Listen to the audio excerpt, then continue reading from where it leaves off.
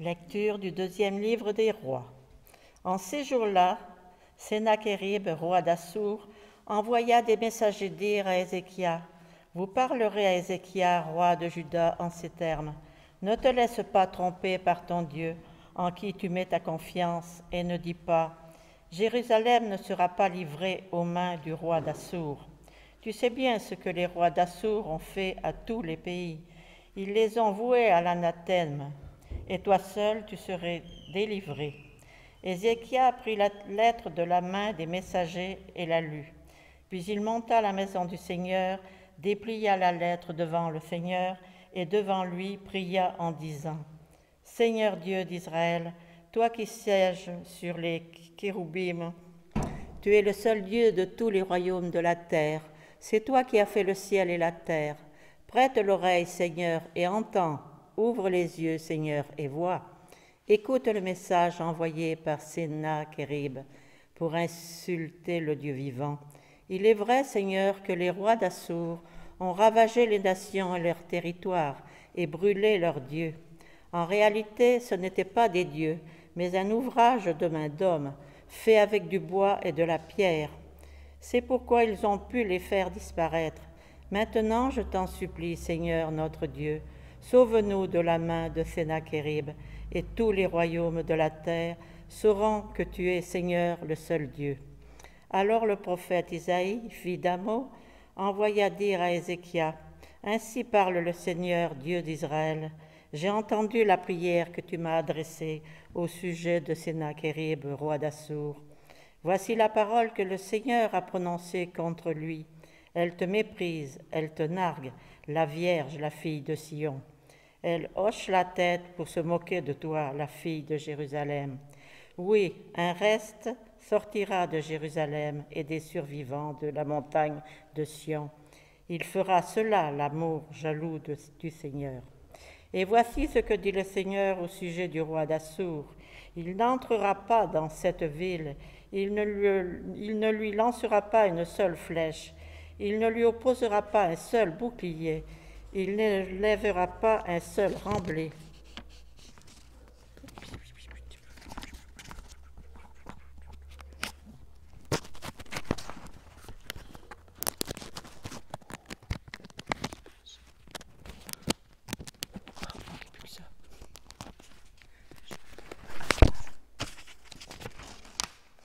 Il retournera par le chemin par lequel il est venu.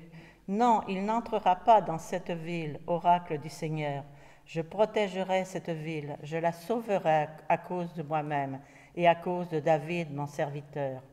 La nuit même, l'ange du Seigneur sortit et frappa 185 000 hommes dans le camp assyrien. Sennachérib, roi d'Assur, plia bagages et s'en alla.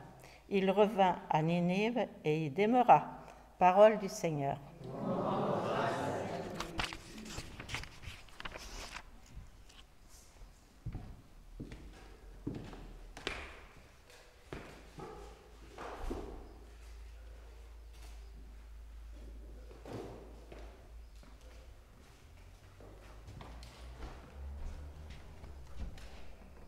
La ville du Seigneur Dieu l'affermira pour toujours.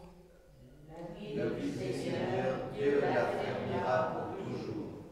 Il est grand le Seigneur, hautement loué, dans la ville de notre Dieu, sa sainte montagne, l'altière est belle, joie de toute la terre. La ville du Seigneur, Dieu l'affermira pour toujours. La montagne de Sion, c'est le pôle du monde, la cité du grand roi.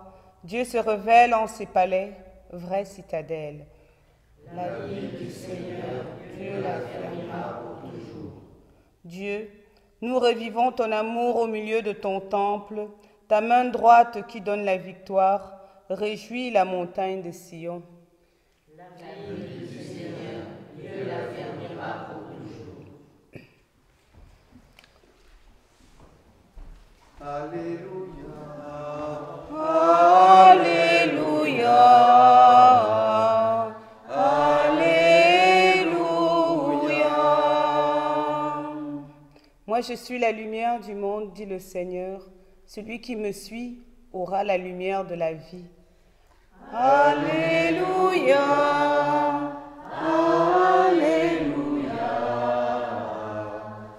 Alléluia.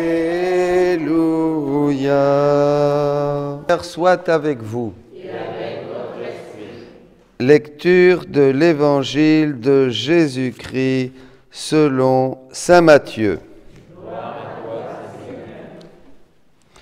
En ce temps-là, Jésus disait à ses disciples, « Ne donnez pas aux chiens ce qui est sacré, ne jetez pas vos perles au pourceau, de peur qu'ils ne les piétinent, puis se retournent pour vous déchirer. Tout ce que vous voudriez que les autres fassent pour vous, faites-le pour eux. Vous aussi, voilà ce que disent la loi et les prophètes. Entrez par la porte étroite, elle est grande, la porte. Il est large le chemin qui conduit à la perdition, et ils sont nombreux ceux qui s'y engagent. Mais elle est étroite la porte, il est resserré le chemin qui conduit à la vie, et ils sont peu nombreux ceux qui le trouvent. » Acclamons la parole de Dieu. Louange à toi, Seigneur Jésus. Voilà mes amis, un bel évangile, une belle première lecture aussi. Gloire au Seigneur, bénissons le Seigneur. Et cette intercession d'Ézéchias, au livre des rois, extraordinaire bien sûr. Ce roi qui s'est mis à prier. Oh, il n'était pas parfait, loin de là, comme tous les rois de cette époque. Mais il s'est mis à prier, il s'est mis à intercéder, et Dieu a écouté sa prière. Dieu a écouté sa prière. Mais attention, il y a quand même quelque chose d'intéressant. Ça n'a pas été une prière Dieu n'a pas exaucé la prière en sauvant massivement et en faisant les petits plaisirs de tout le monde, en contentant tout le monde. Si on remarque bien, elle hoche la tête pour se moquer de toi, la fille de Jérusalem. Point. Oui, sortira un reste de Jérusalem et des survivants de la montagne de Sion. Il fera cela l'amour jaloux du Seigneur. Donc la prière d'Ézéchias a permis qu'un reste se sauve, le petit reste, vous voyez, c'est-à-dire les vrais pieux, les vrais vaillants du Seigneur, ceux vraiment qui avaient déjà le cœur tout acquis au Seigneur. Les autres, non. Survivants de Jérusalem, sortira de Jérusalem, donc de la ville de David, de la ville du Seigneur. Donc il y aura eu une purification là aussi, il y a eu une purification, bien sûr, même parmi ça. Et ça c'est très important parce que ça nous fait comprendre ce que dit l'Évangile. Jésus dit bien, ne donnez pas aux chiens ce qui est sacré, ne jetez pas vos perles au pourceau, de peur qu'ils ne les piétinent, puis se retournent pour vous déchirer. Souvent, ça fait de la peine, mes amis, de parler de choses belles, de choses grandes du Seigneur, de choses merveilleuses, et de voir que les gens ont peu d'intérêt à les écouter. Ça ne les intéresse même pas. Au contraire, pire encore, il y en a qui dénigrent, il y en a qui font du mal, il y en a qui disent des vilaines choses, voyez, et qui ne profitent pas parce que ça ne leur plaît pas, ou le paquet qui enveloppe le message ne leur plaît pas, ou que ce soit le prédicateur, que ce soit l'église, que ce soit... Peu importe, c'est triste, vous savez, c'est triste. Il n'y a pas un regard de foi. Une personne me disait qu'elle avait fait un groupe de prière, et que dans ce groupe de prière, un cénacle, il y avait des personnes qui étaient venues un petit peu en touriste et puis pour contredire, pour discuter. Alors là, je le dis à tous les disciples missionnaires, les cénacles de la divine volonté ne sont pas des lieux pour accueillir tout le monde. Il faut accueillir les gens qui sont touchés, c'est-à-dire qui connaissent, qui apprécient, qui aiment et qui apprécient, dit Jésus, la divine volonté. Alors là, on fait un cénacle et on parle vraiment des écrits du livre du ciel. C'est ça, sinon ce n'est pas un cénacle. On peut faire une conférence et inviter tout le monde pour partager un petit peu le message, et puis là, il y en aura qui seront touchés, il y en a d'autres qui se poseront des questions, puis il y en a d'autres qui hocheront les épaules, comme quand Paul a parlé de la résurrection à Athènes, et ils ont dit, bon, faites taire ce perroquet, ça ne veut rien dire. Bon, voilà, donc c'est important. Mais ce qui est important ici, c'est justement cette tristesse d'annoncer de belles choses. On peut parler de l'Eucharistie, on peut parler de la parole du Seigneur, on peut parler de la vie de notre Seigneur Jésus-Christ, qui est merveilleux, et être peu à être intéressé par ça. Eh bien, c'est ça que dit Jésus.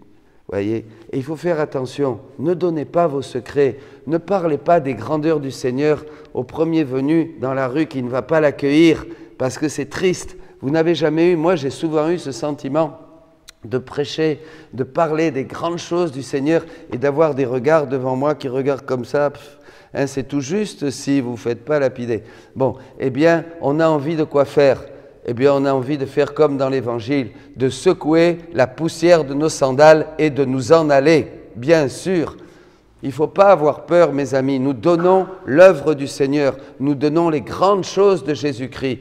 Hein, et avec beaucoup de charité, bien sûr, nous nous donnons à tous nos frères et sœurs.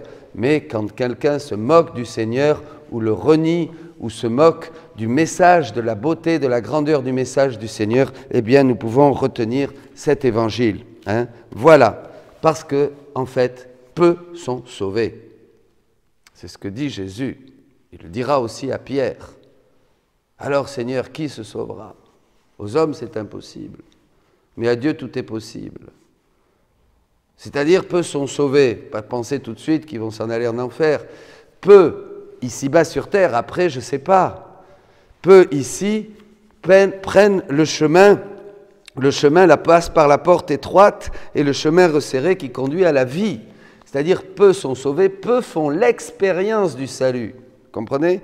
Qu'est-ce que c'est l'expérience du salut? Eh bien, c'est une expérience. Quand vous allez au match de football, vous faites une expérience pendant 1h30, vous écoutez des cris, vous buvez une bonne bière avec des pop-corn, vous faites l'expérience d'un match de football. Vous allez au cinéma, vous allez voir un film en 3D avec des lunettes, et puis vous voyez tout un tas de choses. Hein? Voilà, vous faites une expérience. Vous allez au bord d'un lac faire une partie de pêche, vous faites une expérience et vous pêchez un gros poisson. Vous voyez? Vous êtes d'accord avec moi? Ce sont des... Dans l'ordre des choses de Dieu, il y a l'expérience du salut. Qu'est-ce que c'est? C'est une effusion du Saint-Esprit, la joie.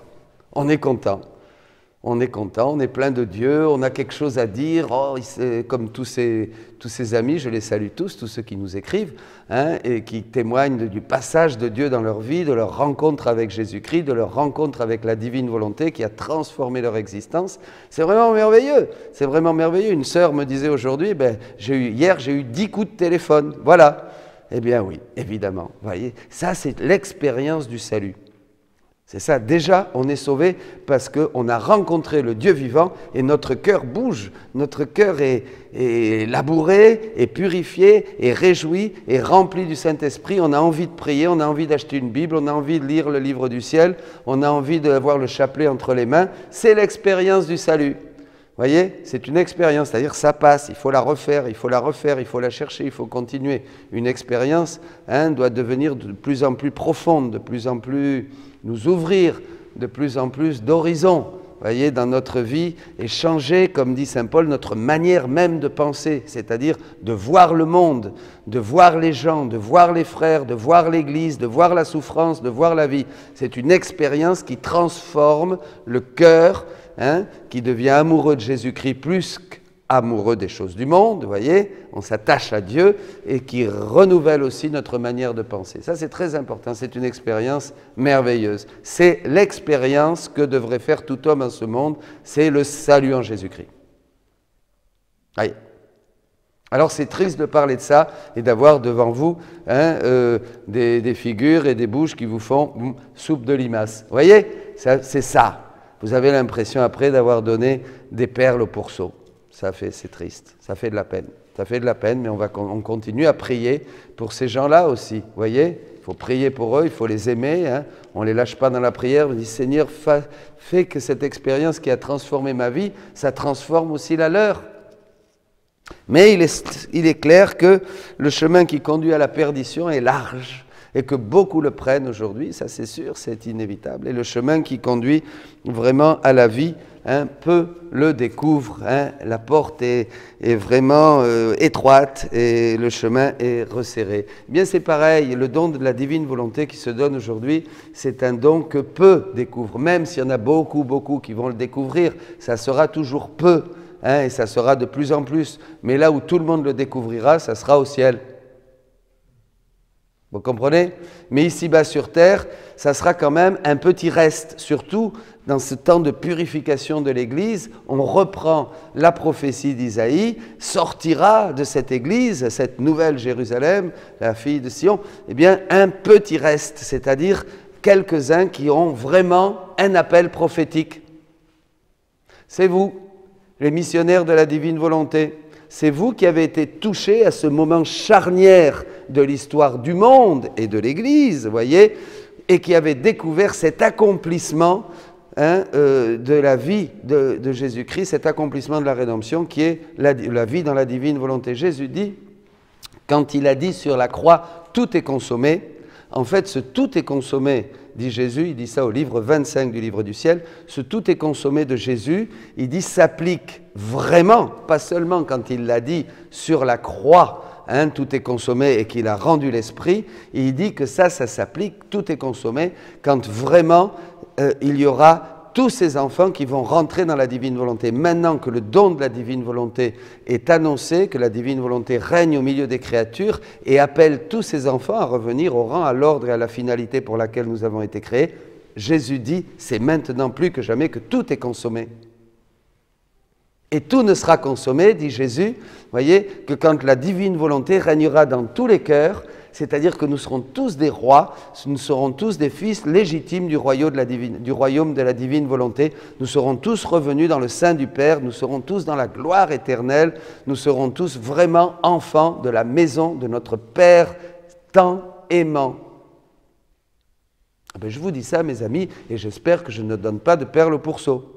Voyez? Eh bien oui, à vous qui êtes ici, à tous qui écoutez. Voyez, je vous donne cette image. C'est pourquoi je vous dis ça. C'est pas du tout que je ne suis pas content ou par être méchant, pas du tout. C'est parce que c'est grand, c'est beau. Respectons ces choses, accueillons-les avec le cœur, même si on ne comprend pas, c'est important, c'est grand, c'est beau. Voyez, on ne peut pas se permettre de vraiment écouter la parole de Dieu d'une manière distraite, inattentive, comme si c'était une messe de plus. Autrement, ça ne sert à rien d'aller à la messe. Il y en a qui veulent absolument la messe. Ils vont à la messe, mais est-ce qu'ils vivent la messe? Là aussi, c'est pareil, on ne profite pas. La messe, moi je dis toujours, ta messe, elle commence le matin quand tu ouvres un œil. Là, ta messe commence. Ton cœur est un autel. Ta vie est une messe, disait Marthe. Et nous sommes des hosties. La messe doit commencer. Alors à ce moment-là, la messe prend tout son sens, parce que je m'offre avec Jésus-Christ sur l'autel pour le salut du monde dans la divine volonté. Je ne fais pas ma petite messe pour avoir mon petit Jésus et faire ma petite communion. C'est pas vrai? Ça ne veut rien dire. Ça ne veut rien dire. Il faut changer notre manière de voir l'Eucharistie. L'Eucharistie, la messe sur le monde, les hosties pures, sans levain, c'est nous, unis au Christ, roi de l'univers, roi des rois, et nous régnons avec lui. Alléluia. Voilà, mes amis. Eh bien, demandons au Seigneur, et moi le premier, la charité bien ordonnée commence par soi-même. Moi le premier, je demande au Seigneur, et j'ai peur, et dans la crainte de Dieu, de ne pas parler en vain, de ne pas parler, d'être le premier disqualifié, comme dira l'apôtre Paul. Après avoir parlé, je suis disqualifié et je recevrai de Jésus. Mais j'ai prêché, Seigneur, je ne te connais pas, Dominique. Dehors, voyez, je demande au Seigneur d'être vrai, d'être authentique, et je vous demande votre prière pour pouvoir continuer cette mission. Et à tous, grand cœur, amour fraternel, tous ensemble, nous cheminons et nous entrons dans le royaume de la divine volonté. Peu, peut-être, mais fervent, avec tout notre cœur. Amen. Alléluia. Je vous envoie comme des brebis au milieu des loups. Je vous envoie comme des brebis, je serai toujours avec vous. Je vous envoie comme des brebis au milieu des loups. Je vous envoie comme des brebis, je serai toujours avec vous.